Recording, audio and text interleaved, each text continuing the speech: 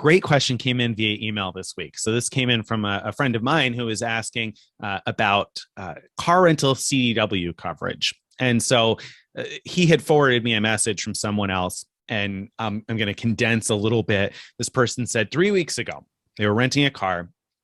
No, I take that back. They were not renting a car yet. 3 weeks ago, his wife clipped a mailbox and broke her passenger side outside mirror.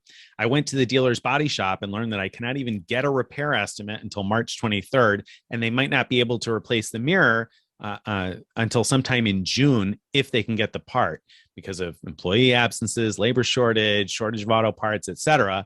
Last week, went to Florida and rented a car. While flying, I recalled horror stories about rental car companies charging loss of use if a car is damaged during your rental.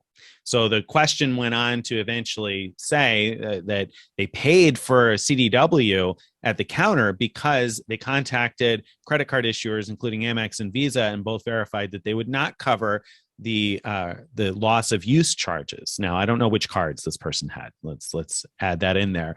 Based on my experience trying to get a mirror replaced before I die, I could see how I might end up paying for 6 months of a car rental company's lost income if the car sustained significant damage.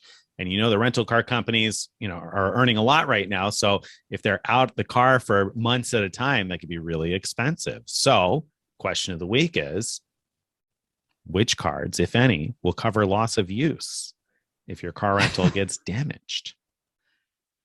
So I don't even understand that. What does that mean? Loss of use? They can't rent the car out. So if you damage it, this certainly does happen. This is not just a thing that somebody made up. So yeah, if you damage the car, right, you're going to have to pay for the repair to the car. But if the repair takes a while, the rental car company also charges you for loss of use because they can't rent that out to somebody else. Now I understand. Okay. So that's the relation. I was getting confused because you had that whole story about the mirror getting broken. Yes, I realized. Which is just an example, right, of why it could take a long time for a car to get fixed. Read it quickly the first time, and I was thinking it was a loss of use, and that's why I didn't realize until I was reading it the second time around that I was like, oh, actually, this was a personal one. That was an example. I realized that as I was reading it. So yes, can I go back and roast your question? Oh yeah, too late. So the point is, it takes forever right now to get a car fixed, and I mean I can vouch for that because I've had a few repairs that had to get done recently too, and waiting for parts and everything else, finding parts has been more difficult than in years past. So. All right. So you better be prepared with the answer because I don't think you expect me to know off the top of my head, which I didn't know off the top of my head. I was like, oh, that's a good question. I assume that it covers everything that the rental car company is going to charge you, but I didn't know. So I had to look into it. And sure enough, I found that the Chase cards with primary CDW coverage, at least the ones I checked, and I checked the Sapphire Reserve, the Ritz card, and the Sapphire Preferred. And all of those included loss of use charged by the rental car company.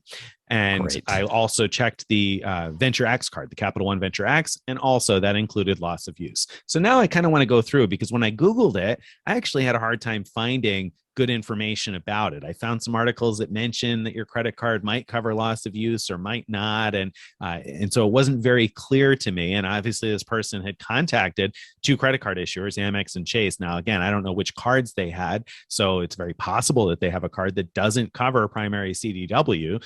But anyway, I'm curious now to go through the airline co-brand cards that have primary CDW and other issuers and see, do they cover this? Because that really is a true concern, because that person who asked the question went on to say, unless someone has better information, my advice is to avoid renting a car at all if possible, but if not possible, grit your teeth and pay for the supplemental coverage at the counter. And when I read that, I like cringed a little bit. I was like, oh, no, don't pay for the coverage at the counter. But then I was like, well, I don't know. Do they cover it? Well, apparently they do. So make sure you're using a card that covers primary CDW and check your guide to benefits. And that's what I did. I Googled for the guide to benefits for the various cards and started taking a look and found the loss of use provisions. So you are covered there. Right.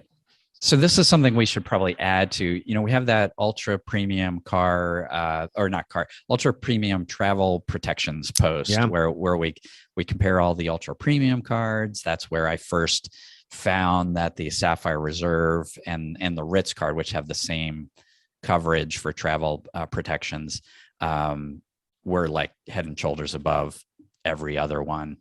And I said that in response to the email, I said, we always book rental cars on either my wife's Sapphire Reserve or my Ritz card. That's like, those are the only two cards we use for rentals. But luckily, like, as you mentioned, Capital One and Amex has improved their automatic coverages. So they're still not on par with Chase's top ones, but they're pretty good. And so if we add to that post, this loss of use aspect, that could be a good addition. But I do want to mention that at the top of that post are links to the guides to benefits for each of the cards that are covered in the post. So you can check yourself there. Makes sense too. Very good.